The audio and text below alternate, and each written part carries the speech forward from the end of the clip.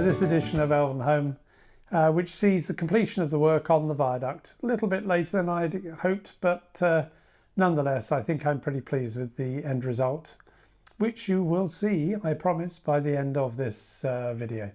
So let's get straight back into pretty much where we'd left the viaduct after I put a few more pieces on the exterior.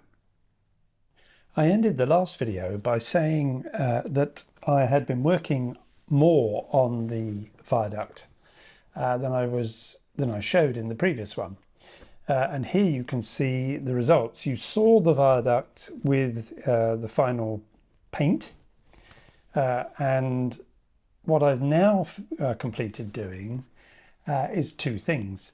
I'll show you it this way up, and then I'll turn it upside down to show you the work that's been done underneath. You'll see that for the arches, it now has both the coins attached. If I bring it in closely, you'll see the coins have been attached, and also that I've put in a brick arch, or the bottom of the brick arch, to provide the vault. I think I called it an undercroft in the last video, but I've got a vague feeling that's something to do with churches. And what I really mean, the word I was searching for, is the vault of the arch.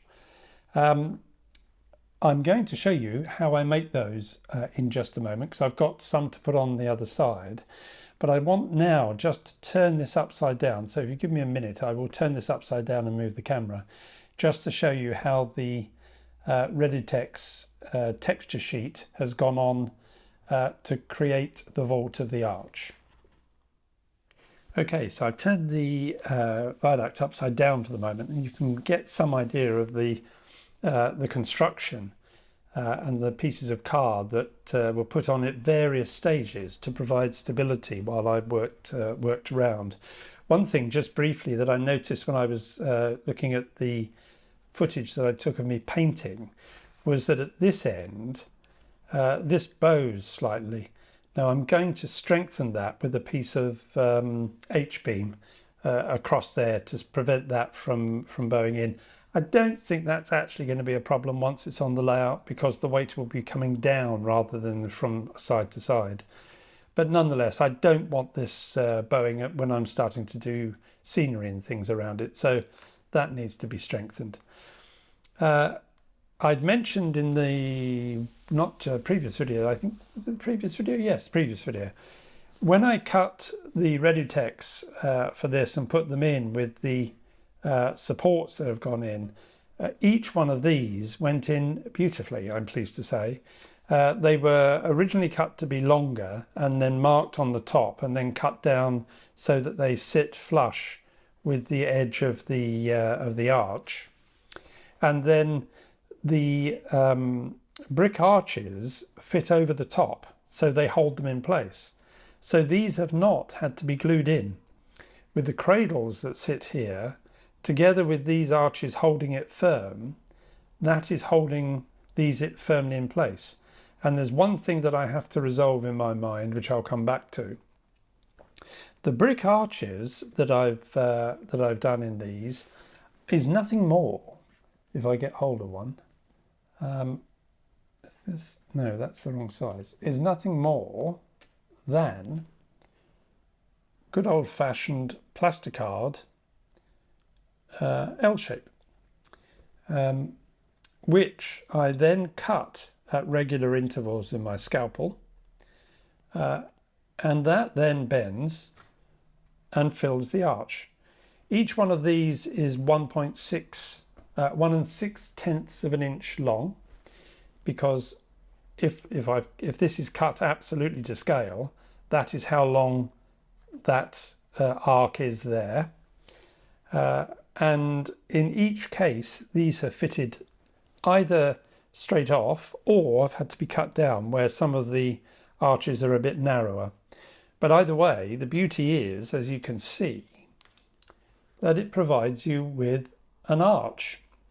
And in fact, rather serendipitously, when I've painted them first and then cut them, and the white of the plasticard below, at the moment I'm quite pleased with that, because it sort of suggests a brick course, not a brick course, mortar course between each of the key of the stones of the arch. There does need to be a little bit of touching up. If I come here, you can see white on the top of the bricks, which I don't really want. So I will very carefully just colour those in so that that's not there. But I think I'm probably going to leave the white that you can see there because it does at least suggest a course of mortar. The thing that I need to resolve, originally what I was going to do, you may recall, is say that I wanted to have what looked like a stone butting out there, a kind of pediment onto which the brick arch was going. Now, as it happens, I rather like it as it is, and I'm not sure adding anything in will help very much. Now, what I was intending to use, if I get hold of this, is some more of the famous L-shaped plasticard. This is much smaller, obviously. And then I was going to lay it, this one is pretty much cut to size, lay it so it covers in the corner. And I can't make my mind up whether I prefer that or not, because the arches are holding this very firmly in place. Once this is on the layout, it's not going to move. There's no reason for this to come loose or do anything else. So I'm rather inclined to leave well alone. And when you look at it the other way up, if I just turn this up the right way up, when you look at it the right way up, underneath, it looks right. It looks as though that brick is actually going into the sidewalls, because unfortunately I've managed to cut it well enough, which is a great surprise to me, I can tell you. So I think I'm inclined really to leave well alone there and not to start poking around with yet more plastic and glue, because the big problem with all the I've been using the superphatic glue. A lot of these glues, although they're supposedly dry clear, dry actually a bit slightly brown unless it's very fresh. And I don't really want to have shiny glue on the underneath of this. One thing I will do, and I've done an experiment already, is brush some dry brush some weathering powder, because this is a bit clean, which I don't think it would be. This was the original piece that I cut, and apart from being rather zealous there, which that's much too dirty, I then dry brush this with just some smoke weathering powder, which I think helped age it well enough. I don't know if it really shows. It's not a huge difference, but it just gets rid of the newness looking. So it shouldn't be too much of a problem to dry brush a bit of smoke weathering powder underneath just to bring this down a little. But otherwise, I think I'm nearly there on doing the base. The things that are left to be done, which I will be doing over the next couple of weeks. This video, I'm recording this bit on the day on which the previous video went up on YouTube. So I've got a nearly 2 weeks to complete the next bit. I'm going to put railings along here on either side, and once I've completed putting the arch course on the other side and let that dry, I will come back and record and show you the railings and show you what I have in mind to fit them on. And the railings that I'm going to be using, I have borrowed from people who build model boats, and they look wonderful. At least, well, I think they look wonderful. It'll be interesting to see what you think when you see them. The other thing that I'm waiting on, which I hope will be here from Model U, and I hope will work, but we'll wait and see, is some downpipes, just to cover over the joins here. On the camera, they're showing far more strongly than they actually show when you look at the viaduct. But what I have bought are some architectural detailing that Model U do to provide the various bits that would attach to a downpipe. And if they come and if they work, they should give me what I need just to be able to provide that coming down these joints and hiding them, which will be jolly good. So hopefully the next time you see this will be as I'm starting to work on applying the railings to the top, I think. I mean, ideally I would prefer to be able to do the detailing on the sides, because once the railings are on, I don't want to be putting it up on its top too much, but we'll see. We'll see how we go with that. So that's what I've got to do. I've got 2 more of the arches to fit. That's the last 2, because these are all done on this side, and those are the last 2 to go on. And then I can start work on how I'm going to fit the railings and how I'm going to put capping stones under the railings, but on top of this wall. On top of this wall, I've just touched outside the camera, which is the one thing I haven't yet completely sorted, but I shall. Okay, that'll do for now. Speak to you a bit later in the video.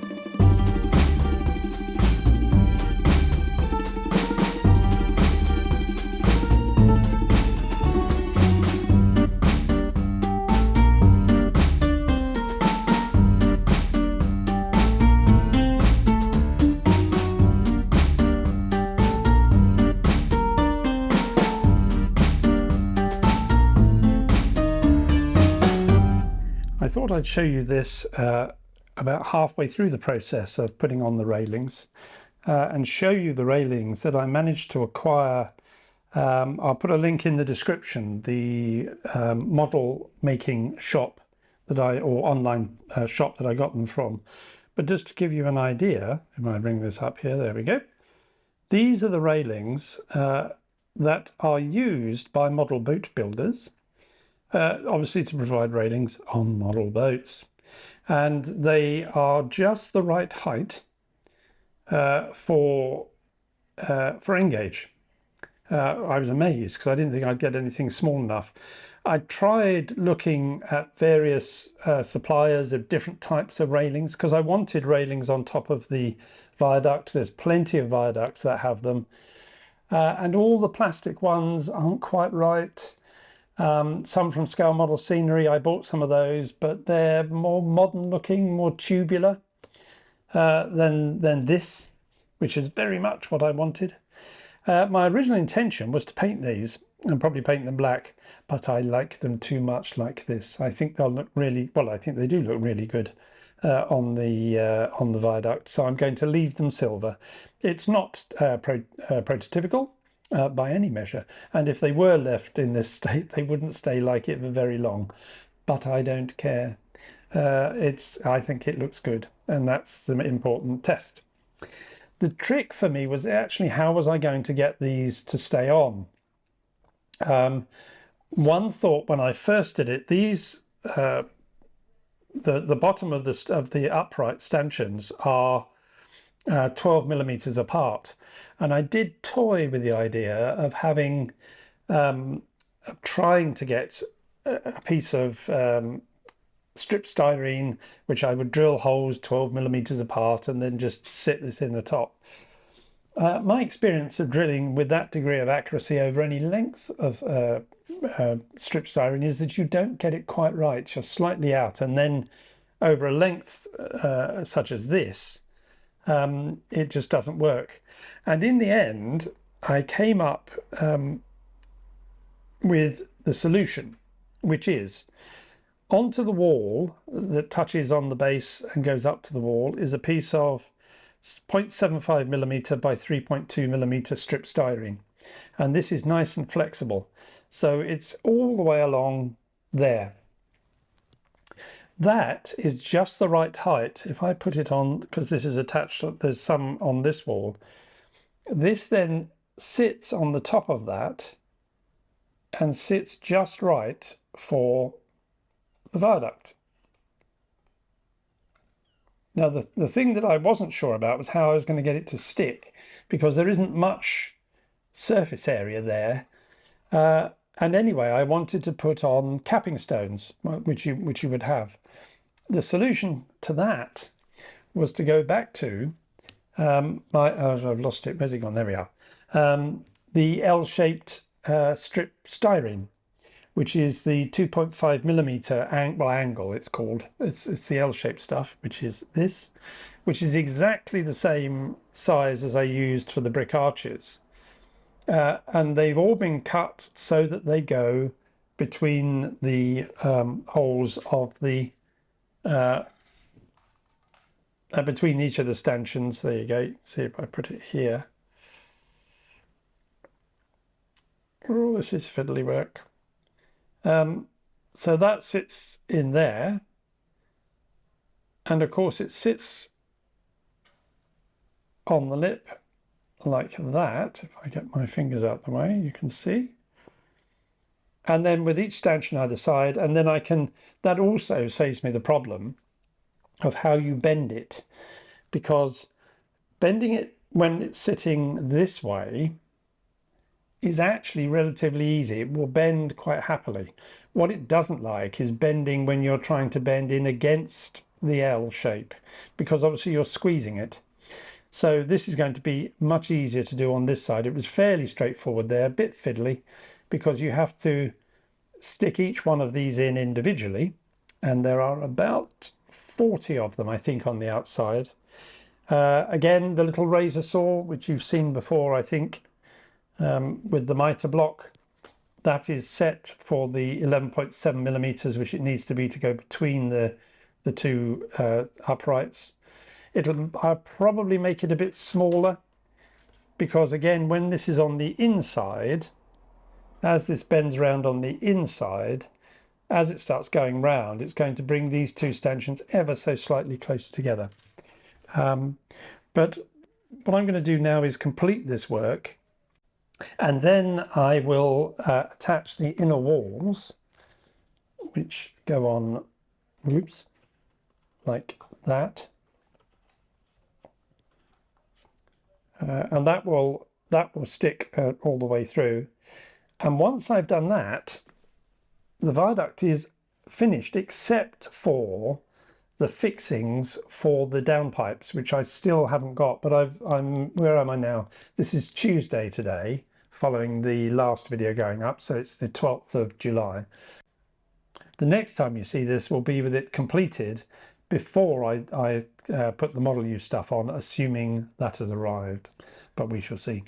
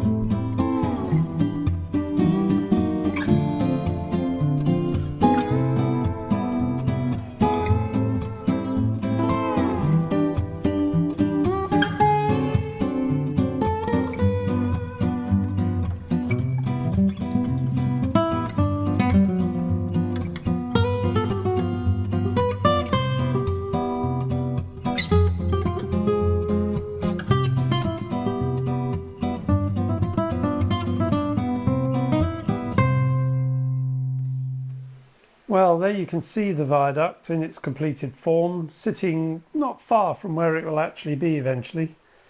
And having completed the viaduct to this point, I can now turn my attention to thinking how I'm going to plan out the whole of the area where you see from the gasworks forward, really. The school is going to stay where it is. And obviously there's going to be a canal now running along out and essentially off the layout. But more of that in the next episode once I've thought a bit more of the planning, not so much for the bit at the front, which is still going to be a canal and a water area, but more how I'm going to replan the centre of the board that you can see in front of you.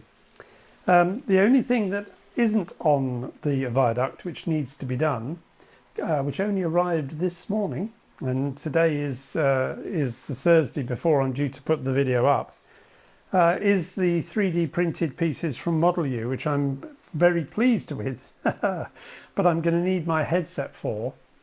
If I bring this in front of you, this, as you will see, is a 4-inch square hoppers that go at the top of a downpipe. And as you can see, there are 4 in there. One has already jumped off and disappeared into the carpet, but I've got more. This will take inside it 0.5 millimeter square strip styrene. So over the next week or so, I will make up the downpipes to put on the side of the viaduct and fit them. And I won't do any more now on the build of the viaduct because I think we've had more than enough. I'm surprised actually how much time it's taken to build it. But the next thing really is to start thinking about lifting the track and getting that relaid and getting the viaduct in place. You'll have seen in the short running session that I did a bit earlier that rather than have one pannier running with both of the auto coaches, I've acquired a second pannier. It's a 64XX class pannier, which this time is in BR black early livery, in keeping really with the original ethos of Elvenhome, which was that engines would be in all sorts of liveries because it's just about at the time that BR is coming into operation. So one of the panniers has managed to get itself re-liveried, whilst the other is still proudly in GWR. But there we go. So that pretty much brings this episode of Elvenhome to a close. If you've liked the video, please do give it a thumbs up, and if you haven't subscribed, well, please do. Great to have you along. And if you've got any comments, we're really pleased to have them. I really enjoy getting the comments and responding to them. But by the time of the next video, I think we will be able to have a better look at what we're planning for the remodelling of this part of the layout. So until I speak to you again in about 2 weeks' time, that's bye-bye from me. Bye-bye.